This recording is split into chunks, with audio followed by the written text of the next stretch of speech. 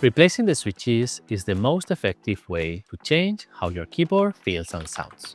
You can go from crickets in the summer to rainy winter day or midnight silence. However, if you're not careful, you could scratch the top plate of the keyboard, or even worse, damage the electronic components underneath. But worry not, after watching this video, you'll be ready to replace the switches on your mechanical keyboard safely. To change the switches, you only need two things: a keycap and switch puller and your new switches. Preferably from Dygma.com, but we won't get mad if you bought them somewhere else. You take the risk. Of course, you also want to make sure your keyboard is hot-swappable.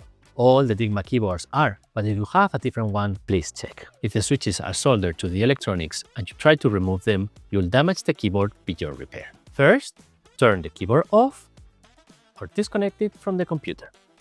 Then, remove the keycaps from the keyboard. If you arrange them neatly on your desk, it will be easier to put them back later. Now, use the switch puller to clamp and remove each switch. On standard MX switches, there's a small plastic clip at the top and bottom. Clamp them firmly north to south and pull straight up. On low-profile switches, like those on the thumb keys of our keyboards, there are two clips on each side. You need to clamp the two closer to the top, west to east, and pull straight up.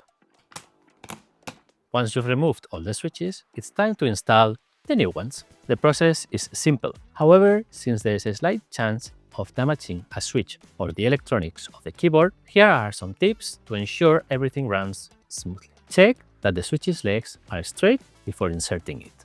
Use the two-step technique. Start slowly by aligning the legs with the sockets and then press down gently but firmly until it clicks into position. Do not insert the switch entirely if you feel resistance. Remove it, check the legs, and try again.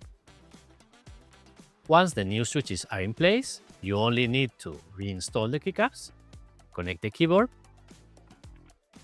and start enjoying your new typing experience. And that's it. Let me know in the comments what switches you're currently using. And if you're unsure about which ones to try, check out these other videos. Until the next one.